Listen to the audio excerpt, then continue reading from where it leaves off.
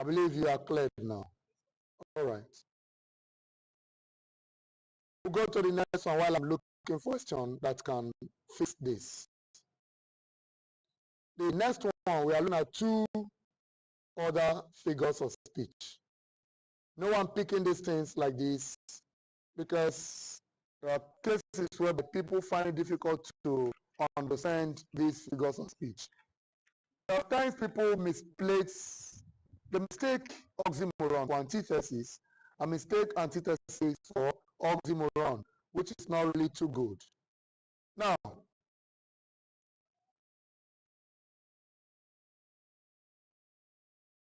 oxymoron is a figure of speech used. Don't say oxymoron is the placing of two opposite words side by side. No, that's not the definition of oxymoron. Most books have misled us. Oxymoron is a figure of speech used when two opposite words are placed side by side. When two opposite words are juxtaposed. When there is contradiction. When two opposite words are placed side by side. Take note, they must be placed side by side. Nothing must demarcate them. Don't say life and death. That's not oxymoron. The and has separated them. This man is living a life of life and death. No. You can just say the way things are going, this man is a living dead. You can see that. You place two opposite words side by side. You see that? You place two opposite words side by side.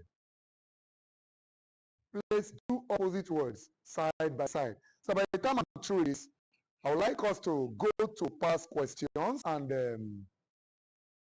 we'll be looking at this question, select questions that are related to figures of speech, and let's see what you can do with it. As we are listening right now, just keep yourself focused because we'll get to that stage.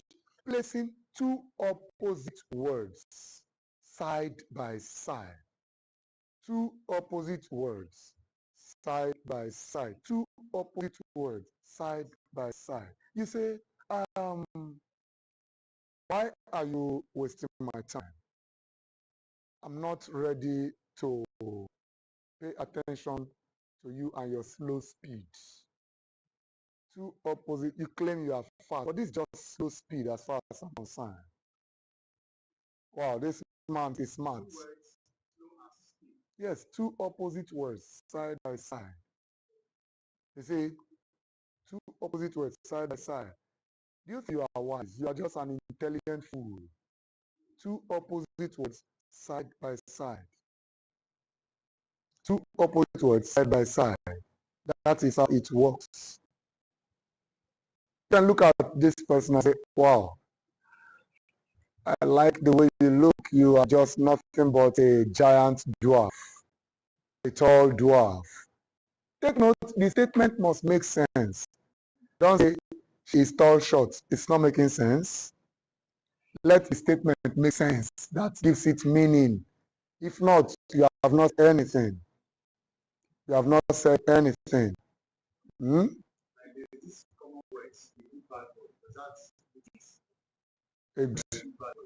A good bad boy. Yes, it makes sense to a large extent. Can be a bad person that has a way of still rescuing people. You know, a good bad boy. That is just it. A bad good boy. It can still happen. But let it just make sense. Don't say good what I want. No, it's not making sense. Let it make sense. It's not making sense, then you've not said anything. It's meaningless. That is Simon, placing two opposite words side by side. Next thing now, the next figure of speech is antithesis. They look alike, but are two different things. Antithesis, that means it's a figure of speech or a figurative device used when two opposite statements are placed side by side in an expression. Two opposite statements are placed side by side in an expression. Now, it's not necessary that two statements must be the same thing, but there should be a word in this one that will be the opposite of another word in this one that will make them become two opposite expressions side by side. How? If you need peace, prepare for war. We have peace here, we have war here. Two opposite expressions are placed side by side. The more you look, the less you see. We have more in this part, we have less in the other part. Two opposite statements placed side by side. If you want to keep your life, then be prepared to lose it. Two opposite expressions placed side by side. You have good knowledge of this figure of speech. I need to come across them in any exam or whenever makes statement.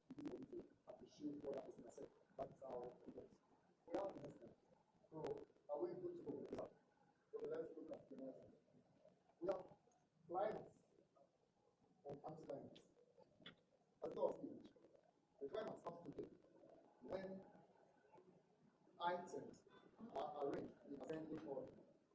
Items are arranged in ascending order. The climax comes to play when items are arranged in ascending order. Items are arranged in ascending order. That is climax. We present the items in ascending order. You look at this man's poem, the Drubadi of Uganda. It says from the west, clouds come pouring with the wind, turning sharply here and there, like a plague of locusts, welling, tossing up things on his tail, like a madman chasing nothing. Pregnant clouds ride stately on a bar, riding stately to perch on heels, like dark sinister wind. And as the poem is going, at the end of it, you see, and the pelting march of the storm. Now, what are we saying? It started little by from the west, clouds come, pouring with the wind. You see that the rain is about to fall. You see that it's about to rain. And at the end, the rain came down. The pelting march of that means the major figure of speech employed in that way is climax.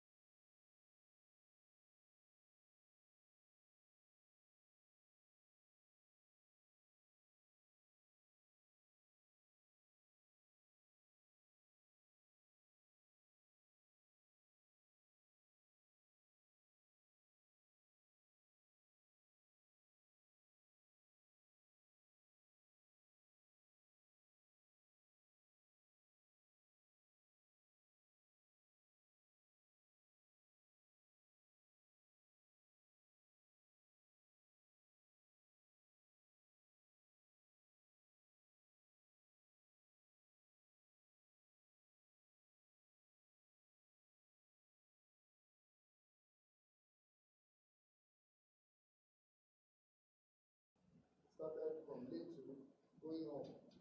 You see, that is these are popular poems for children. Solomon Grundy, born on Monday, Christian, the child on Tuesday, got married on Wednesday, became ill on Thursday, sickness became worse on Friday, Saturday. That is climax. You see the way it was. The rain, the heavy downpour, swept away man's slippers, his shoes, his house, and his tree. That is climax. We have to keep going like this. Keep going like this. Ascending order. Ascending order. Anytime you see them in your books you are reading, you identify them. The only thing I'm after right now is for you to know the meaning of these figures, how they use them, how they come to play. That's the job you have. You can know those ones, there's no problem. You see it?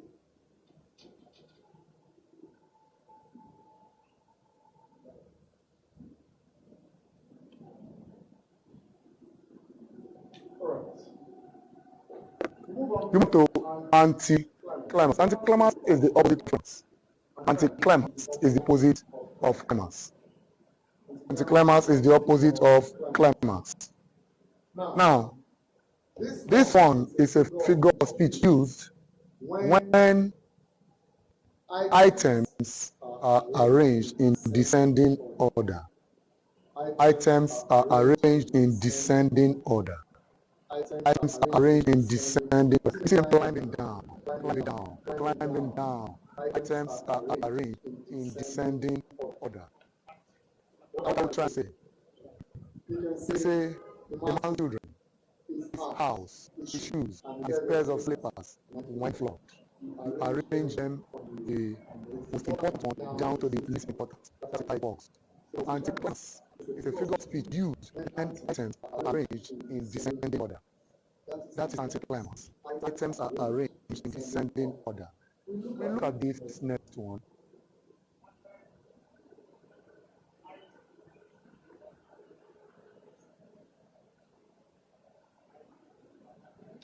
Before we make any question? Any question? Any question?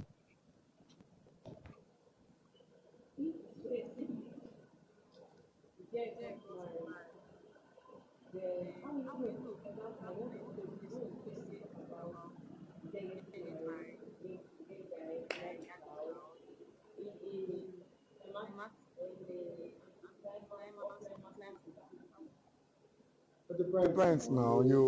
It's just life. You tell the story.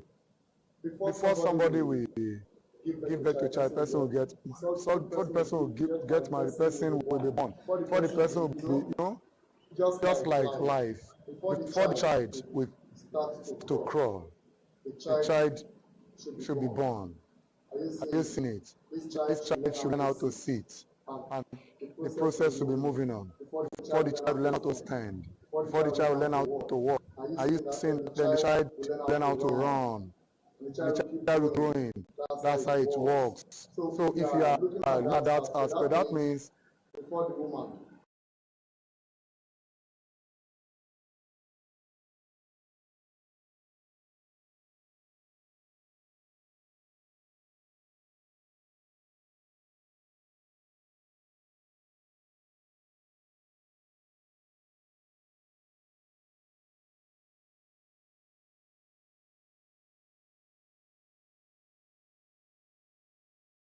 before the woman gave birth to a child, the woman grew, the child grew, became adolescent, became a lady, got married, gave birth to a child. At the end of the day, the woman comes to grandmother, the woman died. There is climax. But if you are bringing it back, the death of the woman was so painful. Before her death, shall you see, you can be so creative to be dropping it down.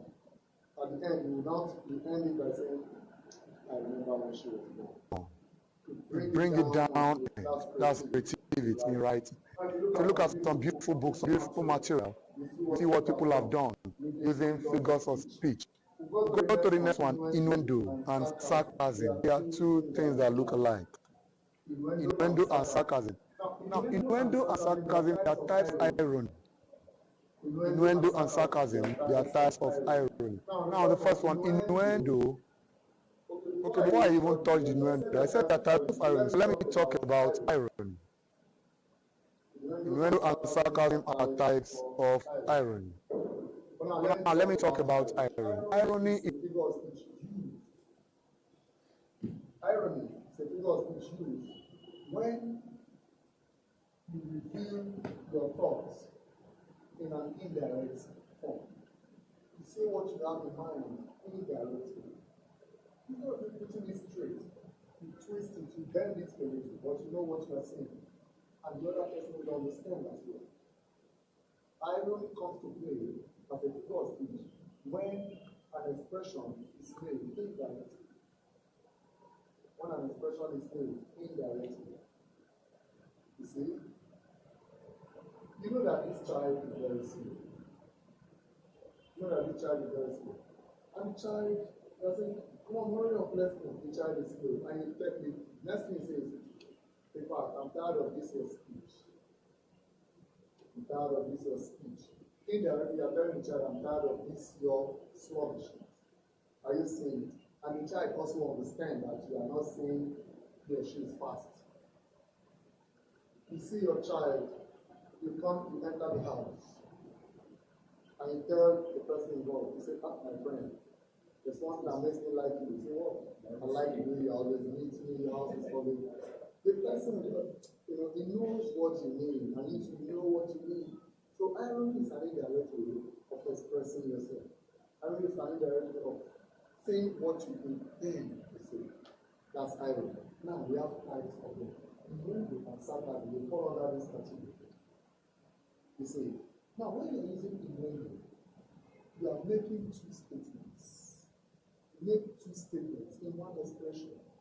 One of them is the opposite of the other, and one of them is what you mean. I have a question in the form of definition. Innuendo is a figure of speech. When you indirectly express yourself, are you saying when you indirectly express yourself to spite someone or to praise someone? It depends on what you want to do. Innuendo can be used to spite someone or to praise someone. But take note, as you are doing it, there were two expressions. To spite. To spite. Let's hear it out. To spite, you mock somebody, you hurt somebody. It. Now, the difference between this one and ordinary irony is that innuendo must have two group of words in one expression. Half of that group of words is what you really intend to say. The other part is to just charge the person up, to make the person think that is not what you mean. The other part is deceptive. The other part is what you want to say. Look at it. He is a very kind man that never jokes with his feet. Can you see this? He is a very kind man that never jokes with his feet. Innuendo. You know that, and the man knows that you are trying to say that this is stingy. Can you see that? Well, it's an indirect way of expressing yourself. It is. People want to, they are contributing money. And now you contributed this money. Who do we give this money to who? I'll say, let's give it to Mr. James. Then somebody will say, Mr. James is a very honest man, but I've never tried it with money. Can you see? Mr. James will not be happy because he knows that you are saying this man is dishonest. So there are ways, that's what I'll say, because of which are terms used to identify words that are used out of their original meaning. You know, when you paint words, give them beautiful color. That is when you use Figures of speech. You You see, see, Mr. James, you want you to want to travel. travel, You want to you want to travel. travel, And and you are leaving leaving this this house of Mr. James. Mr. James, I trust him with everything, but I've never left him alone with my wife. That means you still don't trust Mr. James. That means you cannot leave anything with him. That's the indirect way of saying, hey, you make the person you choosing up. You see, instead of you to say your tie is not matching your clothes, just wow, you are, in fact, you are well dressed. I love your dressing, but you would have got the red design of this tie. The red would have been better. You are doing innuendo. You don't want to say it straight because the straight one will hurt somebody. So you are twisting it. So, but when you are using innuendo, take notes, two expressions in one statement. Are you following? One is not what you are trying to say. One is the other one is what you really mean. Is that clear? Now, the next one is sarcasm. Sarcasm is this one, saying the direct opposite of what you want to say. Just one statement. The direct opposite of what you intend saying. And let me tell you, the person that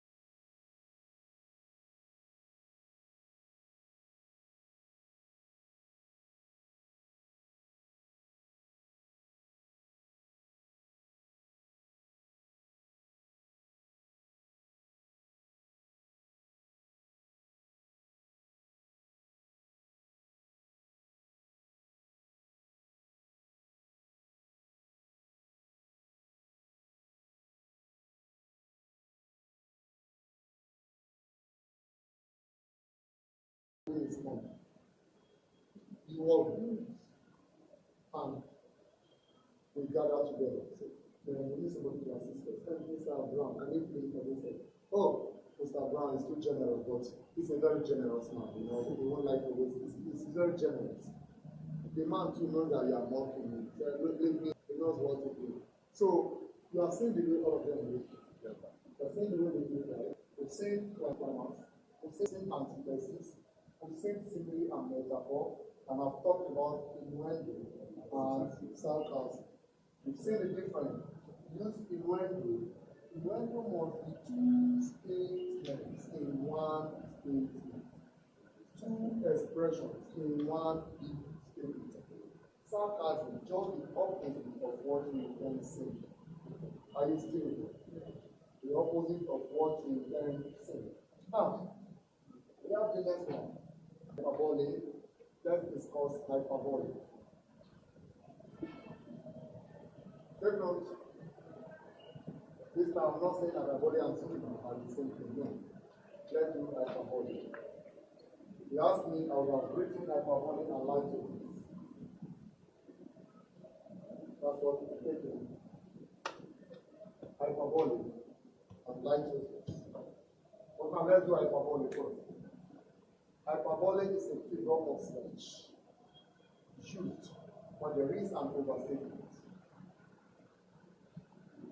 It's a figure of speech used when you are exaggerating. Hyperbole is a figure of speech used when you are exaggerating. Hyperbole is a figure of speech used when you want to overstretch something for the sake of emphasis. Are you following? When you are overstretching something for the sake of emphasis. When you are trying to show the world, to show the listener how important that thing is. That is hyperbole. That's what we take note. It's not hyperbole, but hyperbole. Now,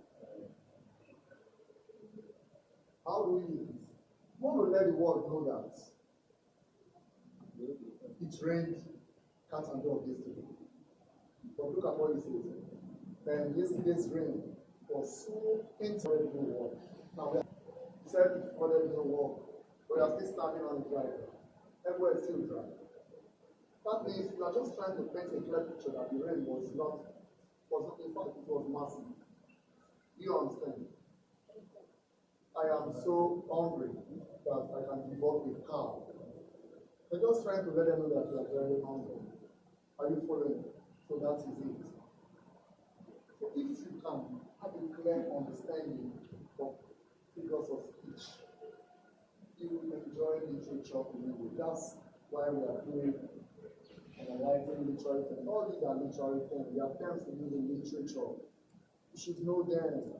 You should know them. That's the idea. Now, hyperbole. Then let me go to light sources. Look at, if you go back to this hyperbole, you look at your country. Wow, Nigeria is a very big nation. That's overstatement, very big nation. We have countries that are bigger than this.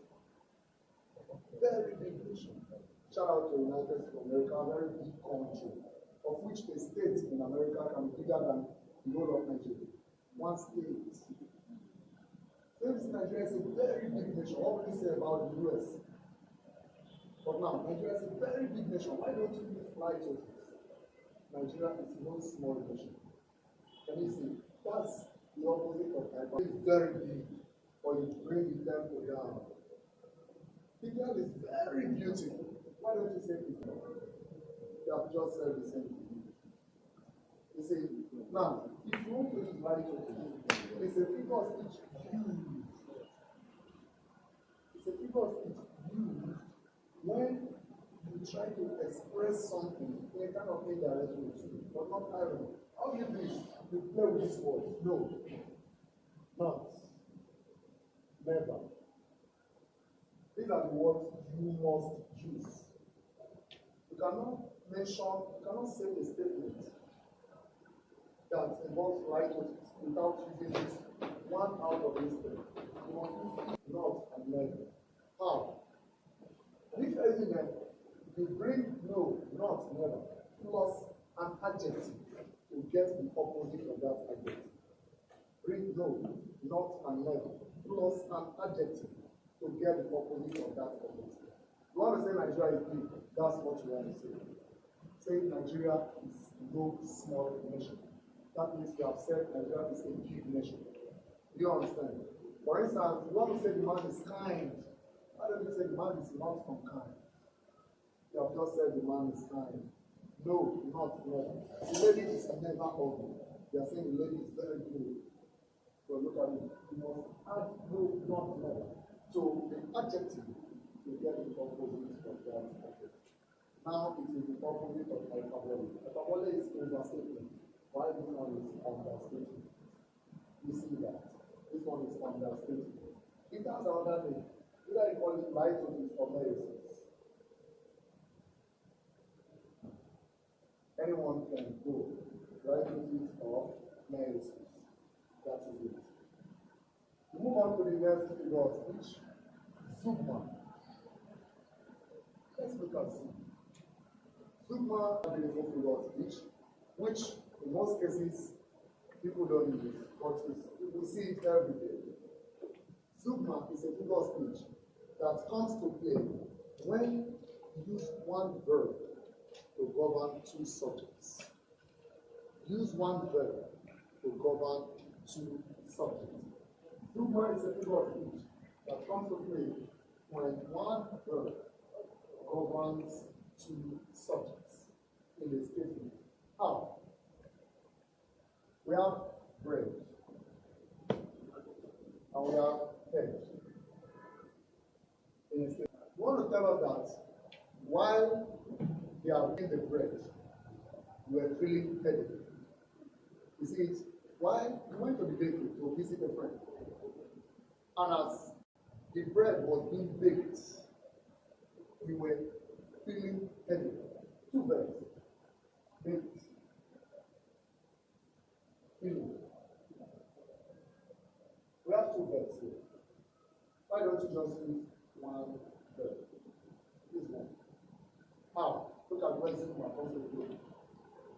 The bread was baked, so was my head. I don't know if you get my point. The bread was baked, so was my head. In other words, we are telling them that we're baking the bread, and then the heat from the oven is making you feel headache. We went to the beach to have fun. The sea was rumbling, so was my tummy. Maybe you have this kind of aquaphobic, you are aquaphobic to an extent, you don't like water. Because of the aquaphobic nature, anything what turns you off, it makes you feel as if you feel nauseating, you want to throw up. So at the beach, while the sea was rumbling, so was my tummy. Don't say the sea was rumbling, my tummy was rumbling. No, use one verb to govern two subjects. That is it.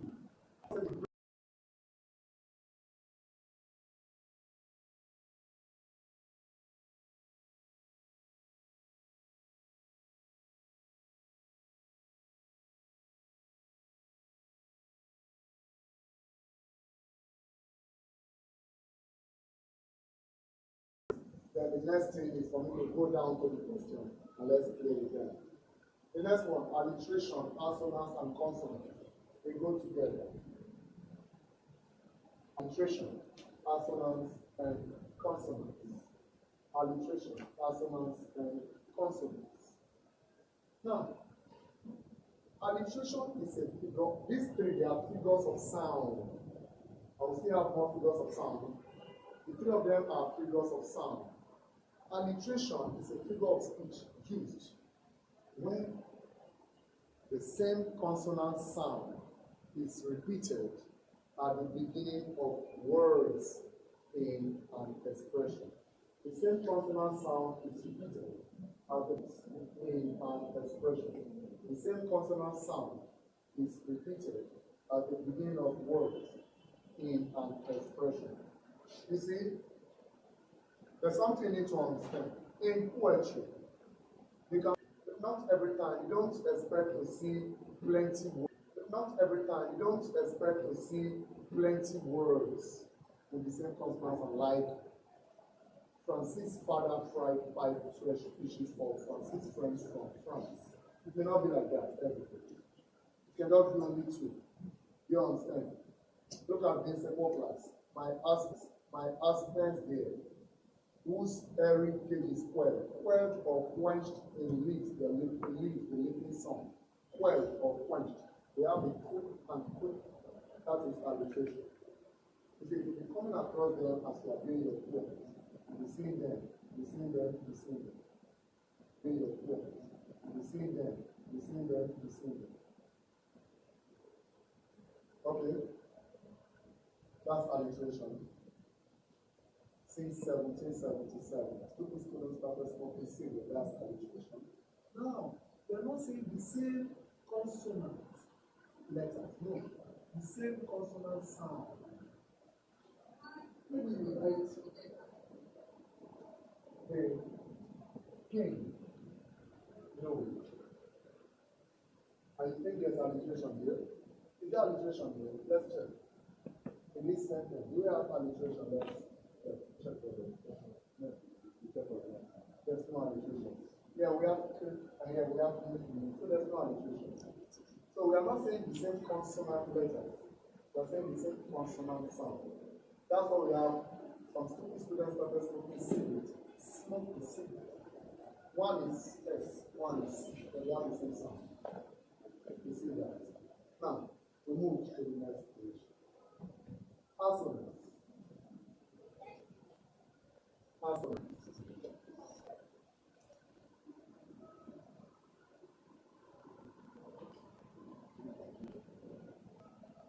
Assonance. Now, assonance is a figure of speech, it's a figurative device that comes to play when the same vowel sound, appears in the middle of the words in an expression. The same vowel sound appears in the middle.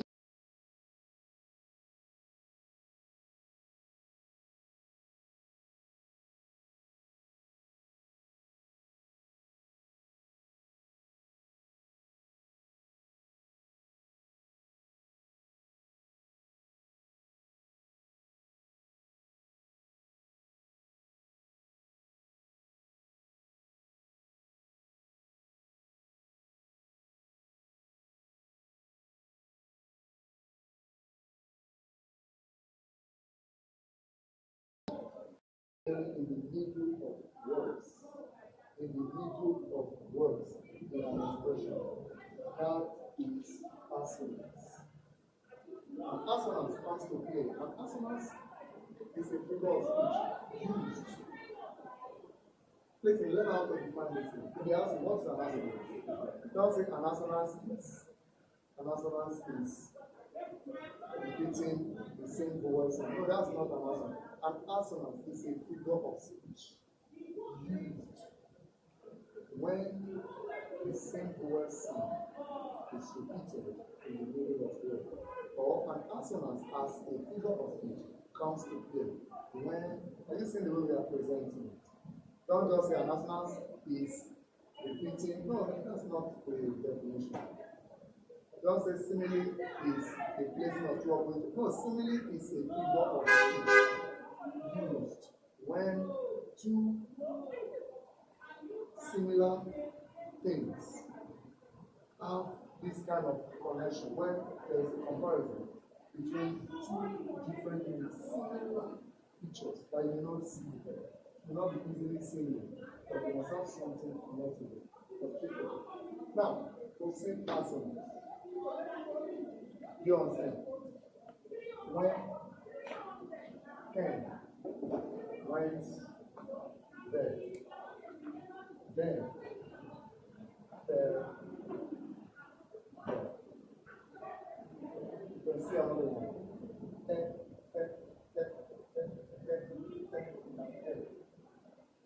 When Ken went there, then there. Can you see how it's going? Repeating the same vowel sound in the middle of the word in an expression. We move on to the next one. Consonants.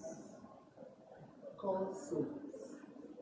Consonants is a figure of speech used when we have the same consonant sound being repeated in the middle of words or at the end of words in an expression. Repeating the same consonant sound in the middle of words or at the end of words. Take note, alliteration is the beginning. Consonants is in the middle or at the end.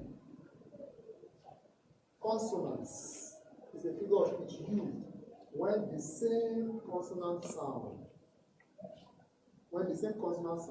is being repeated either in the middle or at the end of words. I'll give you an example.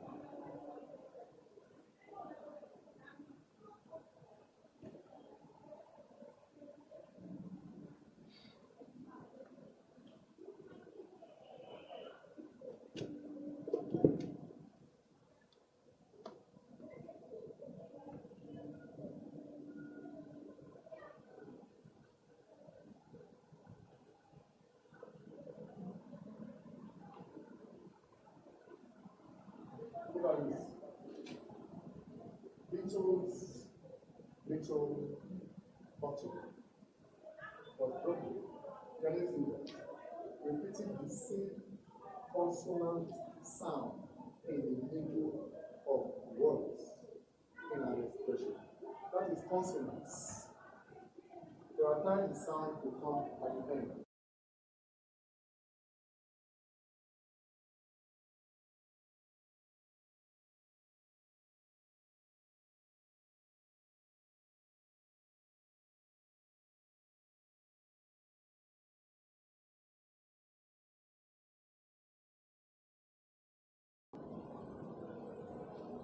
So far, who has any question before I make progress? I want to touch transferred epithet right now. This one is a figure of speech where if you ask students to use figures of speech, some of them are going to go remember transferred epithet. You know, transferred epithet. Transferred epithet is a figure of speech used. It's a figure of speech used when the action performed by something is attributed to another thing. When the action performed by one thing or one person or one figure is being attributed to another thing. Now look at this. We look at this man's poem, Robert Lee Frost, an American poet, Robert Frost. He wrote not there are two roads that diverge in yellow region, but sorry I could not travel along. But being one traveler along as two, at a point in the poem, he said he was walking on this weary road. It is not the road that is tired, it is the traveler that is tired. You see, it's not the road that is tired, it is the traveler that is tired. You see that? So when you make such a statement, that is transferred epithet. You see, for example, let's look at this. I gave that example using another figure of speech all the time, but it can also be attributed to this. You ask somebody to help you out with, to assist you. The person is disappointed. You say, wow, I don't blame anybody, but why is this word so transferred epithet? It is that person that is wicked, not the word. Transferred epithet. You see, transferred epithet. So when the action that's supposed to be performed by something is attributed to the other, to another thing, that means you are transferring that person's action to another one. That is transferred epithet. It's not. So let's move on. Another figure of speech that is confusing is personification and pathetic fallacy. Personification and patheticism. Now, personification, as we all know, is a figure of speech used when non-human are given human attributes. The figure of speech used when non-human. Non-human are given human attributes. We use personification when non-human are given human attributes.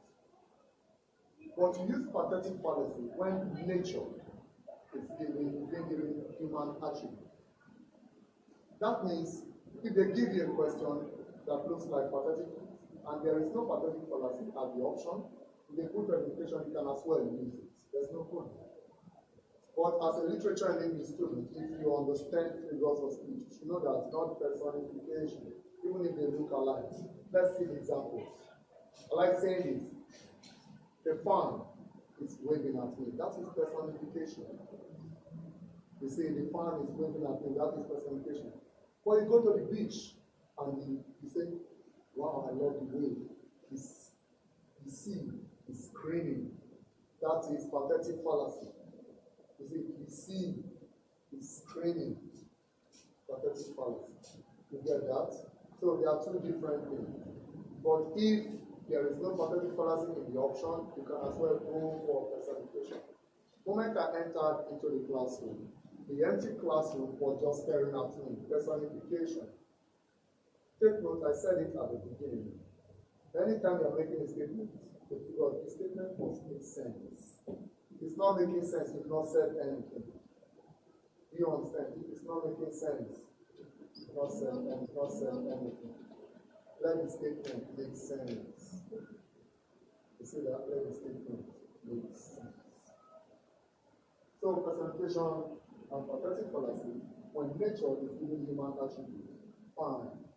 That is pathetic fallacy. You understand?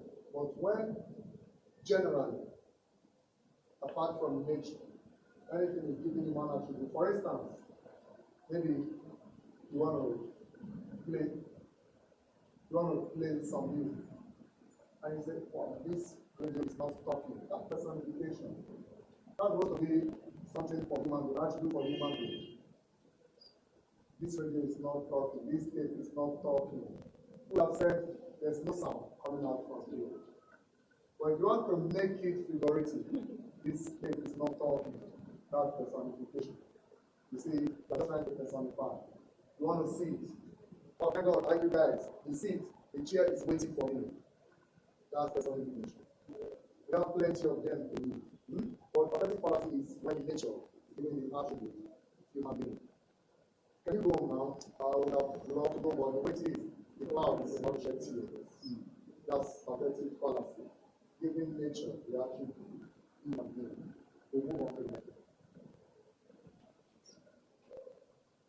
This one is pan. Don't get it twisted. We have pan, we have time, and we have pan. And we have on. Take note. You know what I'm trying to do is that by the time you go home today, let the world understand that you attended my class. We make mistake of announcing this letter, P-E-N. They'll say it's on. It's not on. This is on, P-O-R-N. Look at the P-O-R-N, see position like this. In oral language, this is how you pronounce it.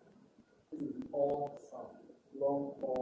Anytime it's go out, that long or, P-O-R-N, con. P-O-R-N, con. Look at it. This is the pronunciation for this guy.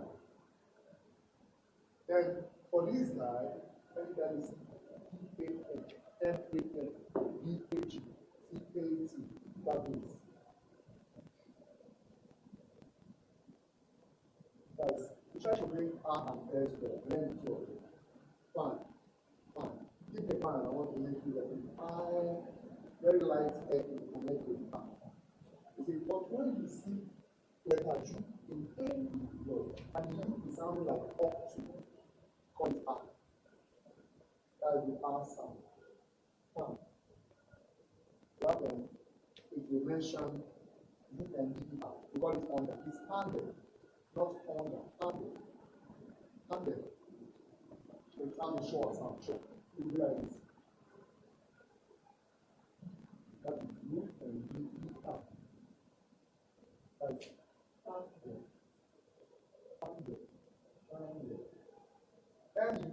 M-O-N-Y. Money. Not money. This M-O-N-Y. M-O-N-E-Y. Money. Not money. Money. Not understand. Understand. Not umbrella. Umbrella. Not umbrella. When you see letter Q, the sound as up, call it up. Saying that's just the logic in that scale. So, it has another name called paranomasia. Or paranomasia. Yeah, you call it pan or paranomasia. Now, the popular talk about pan is that they say we see pan and play on what? We play with what? We do that. How do we use it? Let me show you. Pan as a figure of speech is used when words with the same pronunciation but different meaning are used in a statement. Yes, words with the same pronunciation but different meaning are used in an expression. Don't just say two and two. Make a statement with it. How? The two were there. Two. But two chopped. Two. Two. You see, two were there. Two. But two short. Two the same. The same three types of two in this statement. The two were there. Two. But the two short. Two the same. That is play on what? That is pan or paranoid. That's the idea. Pan or paranoid. Pan or paranoid. That is play on what? Of which the definition is pan is a figure of speech used when words with the same pronunciation but different meaning are used in a statement. Mr. Luke is trying to do tea. You see that? I bought a book, but I want you to book me them. No. Job and Job are two different sounds.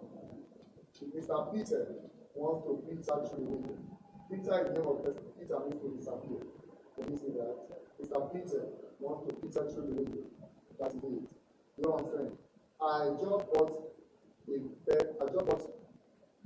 a boot. So put it inside the boot. That is fun. You see that? Put it inside the boot. See, if I fire you, the same as if you are putting it inside the fire. That is fun. You see it? Make sure it makes sense. Make sure it makes sense.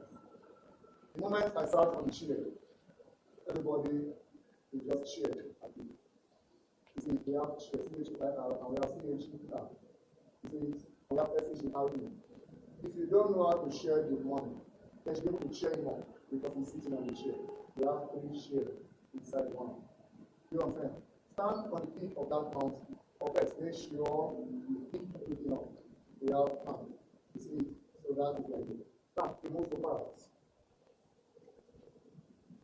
It's as a figurative device, as a figure of speech, paradox comes to play when the self-contradictory, the useless, the meaningless, or an absurd statement.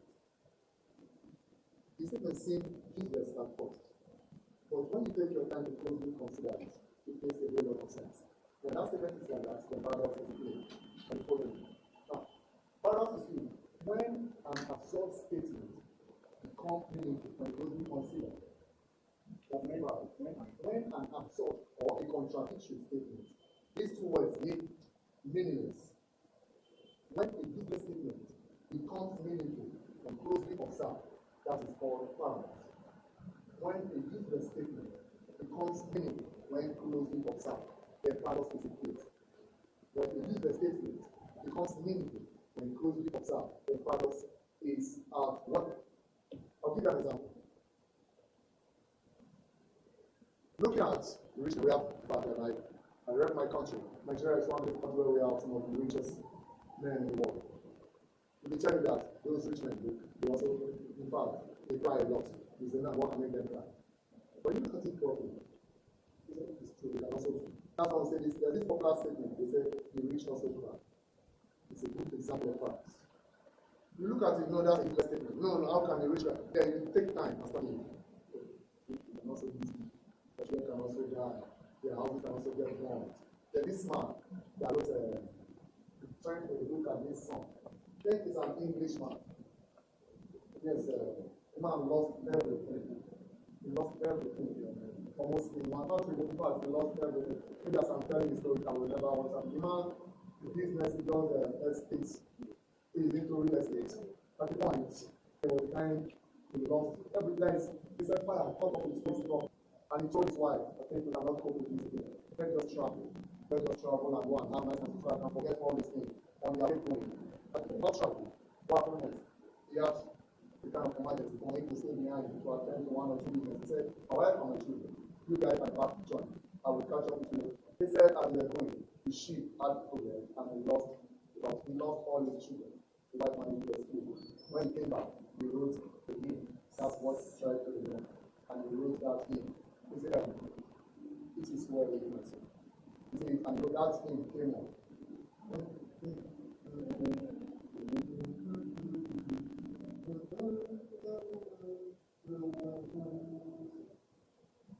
Whatever thou hast taught me to say, it is well with my soul.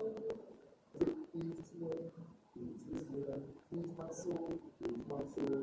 It is well with my soul. Now, what are we trying to say? We reach a secret. That is balance. There's one popular one written by William Wordsworth. He said, a child is the father of the man. That's also balance. How can a child be the father of the man? I like to say it this way. I will tell myself, you know why? When you were a little boy, the dad will tell you, hey, John, I'm going to work. Don't step outside. If you need anything else, talk to the maid. She will get them for you. There are vehicles running anyhow outside. I don't want them to knock you down.